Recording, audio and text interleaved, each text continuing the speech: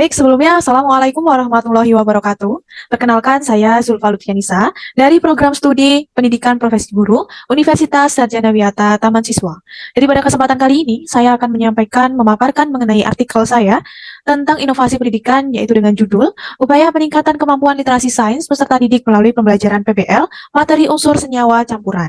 Masuk pada latar belakang, jadi pada abad ke-21 ini, The Partnership of 21st Century Skill menyatakan bahwa dalam menghadapi kemajuan iptek tersebut, dituntut dalam pembelajaran di Indonesia itu dapat mengasah kemampuan literasi sains peserta didiknya. Namun, pada hasil riset PISA yang dirilis oleh OECD tahun 2022 menyatakan bahwa Indonesia menempati peringkat 65 dari 81 negara. Meskipun peringkat ini lebih baik dari peringkat pada tahun 2018, namun Indonesia masih menduduki peringkat bawah. Oleh karena itu, hasil riset PISA ini menyatakan bahwa tingkat kemampuan literasi sains peserta didik di Indonesia itu masih terbilang rendah.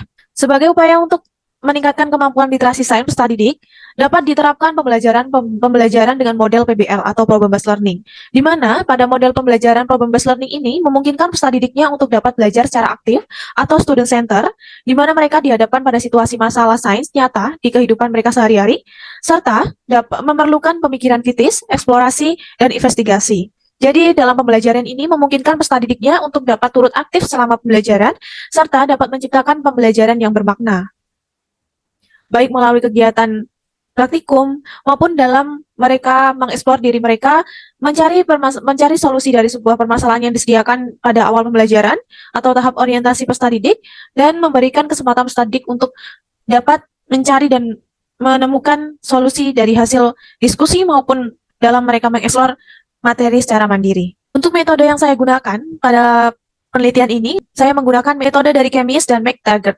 Ada 4 tahap dalam metode ini. Tahap yang pertama itu perencanaan atau planning, yaitu meliputi menyusun modul ajar berbasis PBL atau Problem Based Learning, kemudian menyiapkan lembar observasi keterlaksanaan sintaks dalam pembelajaran, yaitu sintaks pada PBL, kemudian menyusun lembar kerja peserta didik atau LKPD, kemudian modul unsur senyawa dan campuran, serta menyusun lembar tes prasiklus, kemudian tes siklus 1 maupun siklus 2, serta yang berkaitan dengan kemampuan literasi sains berbentuk pilihan ganda.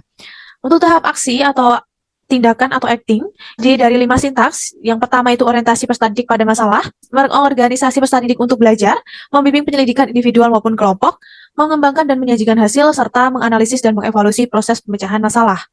Untuk tahap observasi atau observing, pada tahapan ini dilakukan suatu pengamatan terhadap pelaksanaan model pembelajaran atau keterlaksanaan sintaks dalam model PBL, kemudian mencatat setiap kegiatan dan perubahan yang terjadi pada peserta didik sesuai dengan lembar penilaian.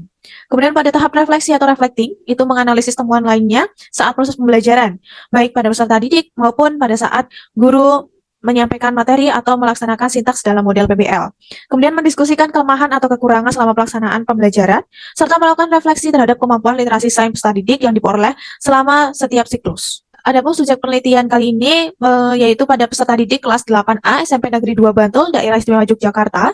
Kemudian untuk teknik pengumpulan data terdiri dari 2 tes atau terdiri dari 2 instrumen pengumpulan data, yaitu tes kemampuan literasi sains dan observasi aktivitas guru dalam menerapkan model pembelajaran PBL atau Problem Based Learning. Dan untuk mengetahui hasil tes literasi sains itu dapat menggunakan rumus persentase dari hasil rata-rata yang diperoleh. Berikut tabel keterangan atau kategori persentase dari setiap pencapaian. Hasil dan pembahasan pada hasil pelaksanaan siklus pertama, dimulai dari tahap perencanaan tindakan, dimulai dari perencanaan tentang materi unsur dan senyawa, dan menyiapkan perangkat pembelajaran yang disesuaikan dengan model atau sintaks PBL atau Problem Based Learning, mencangkup instrumen dari pengumpulan data maupun dari bahan ajarnya sendiri, meliputi modul ajar yang disesuaikan dengan sintaks PBL, kemudian LKPD, serta modul yang akan diberikan sebagai bahan ajar untuk peserta didik, dan tes kemampuan literasi sains peserta didik untuk siklus pertama, serta lembar observasi pelaksanaan atau keterlaksanaan sintaks PBL yang dilaksanakan oleh guru. Adapun tahap pelaksanakan tindakan itu disesuaikan dengan sintaks pada PBL.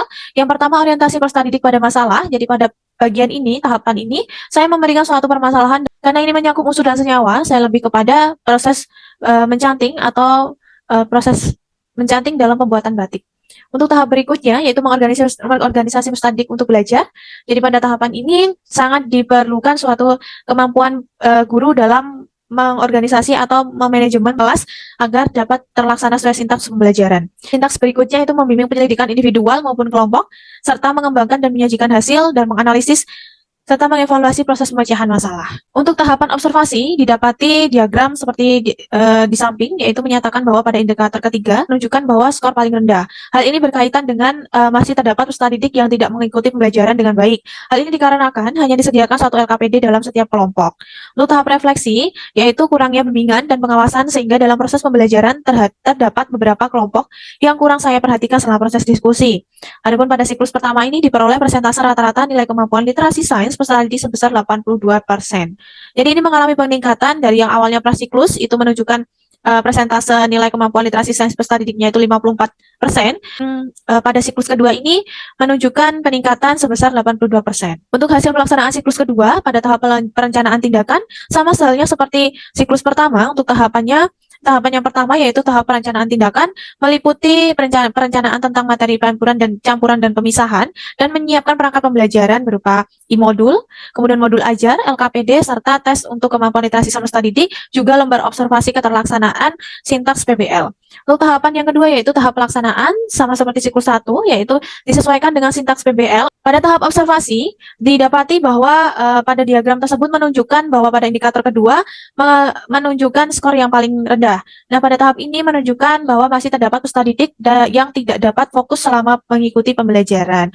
Sehingga ini lebih kepada individu. Karena siklus pertama tadi lebih kepada kelompok, masih ada beberapa kelompok yang kurang mengikuti pembelajaran dengan baik. Pada siklus kedua ini masih terdapat peserta didik yang masih kurang fokus dalam mengikuti pembelajaran. Hal ini dapat dikarenakan pada siklus kedua ini pembelajaran dilaksanakan dengan praktikum sehingga ada beberapa peserta didik yang kurang bertanggung jawab dengan tugas mereka masing-masing.